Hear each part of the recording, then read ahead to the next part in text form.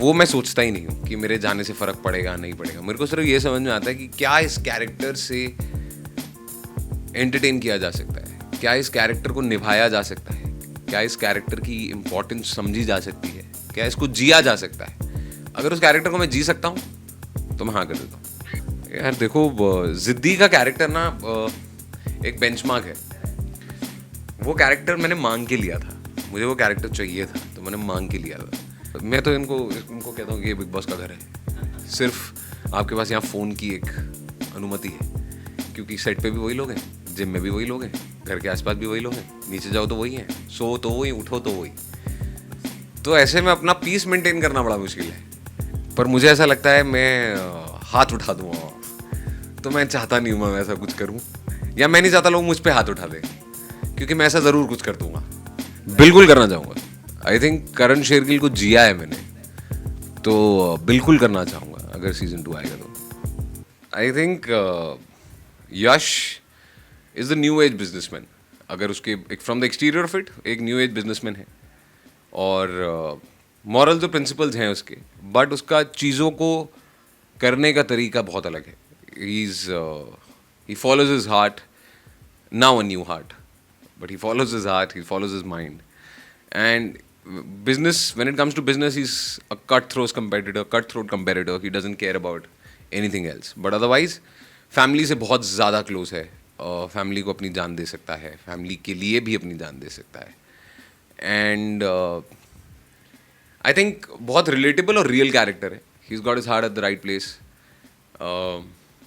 Yeah, that's about it. For him, his mother and her struggle through the life has been his biggest motivator to live. So he has his own baggage, अपना एक vengeance है जिसको लेके वो आगे बढ़ता है। हाँ, मतलब मैंने ये शो को इनिशियली फॉलो किया था, उसके बाद नहीं ऑनेस्टली, बट हिचकिचाहट की बात बिल्कुल होती है। As a human, as an actor होती है, बट मेरे लिए सबसे इंपॉर्टेंट कैरेक्टर होता है। आज तक मैंने जितने भी शोज़ किए हैं, सबसे इंपॉर्टेंट कैरेक्टर है। So the character came through, और मुझे पता रही वो किरदार है जो अपने आप अपनी जगह बनाएगा। आप कितना ही सोच लें या कितना ही हिचकिचा लें, लेकिन हर एक शो की एक अपनी डेस्टिनी है जो किसी के आने या जाने से नहीं बदलती। जितना लिखा है उतना ही चलेगा। तो वो मैं सोचता ही नहीं हूँ कि मेरे जाने से फ़र्क पड़ेगा नहीं पड़ेगा। मेरे को सिर्फ ये समझ में आता है कि क्या इस कैरेक्टर से एंटरटेन किया जा सकता है, क्या इस कैरेक्टर को निभाया जा सकता है, क्या इस कैरेक्टर की इम्पोर्टेंस समझी जा सकती है, क्या इसको जिया जा सकता है। अगर उस कैरेक्टर को मैं जी सकता हूँ तो मैं हाँ कर देता हूँ। यार देखो, ज़िद्दी का कैरेक्टर ना एक बेंचमार्क है। वो कैरेक्टर मैंने मांग के लिया था, मुझे वो कैरेक्टर चाहिए था तो मैंने मांग के लिया था।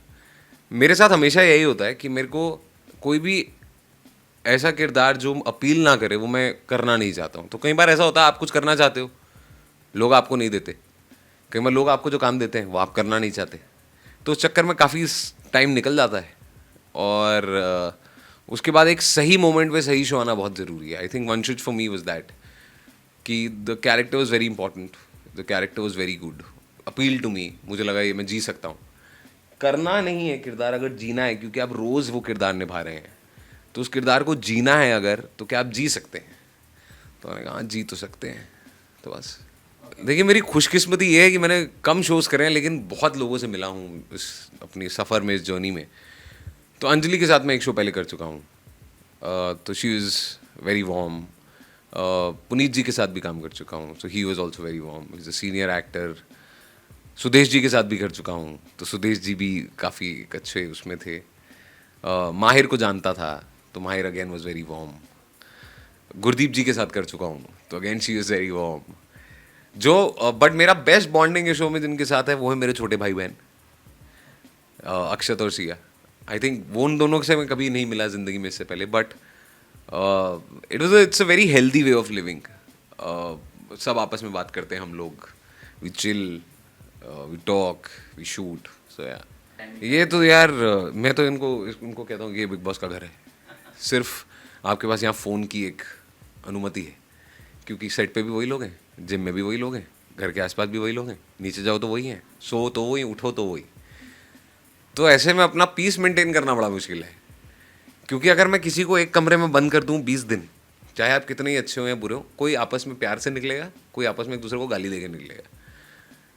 ऐसे में बिना गाली दिए बाहर निकलना बहुत मुश्किल है। तो ठीक है, इसमें सैनिटी मेंटेन करने के लिए आपके अपने तरीके होने चाहिए। आप लिख लेते हो, पढ़ लेते हो।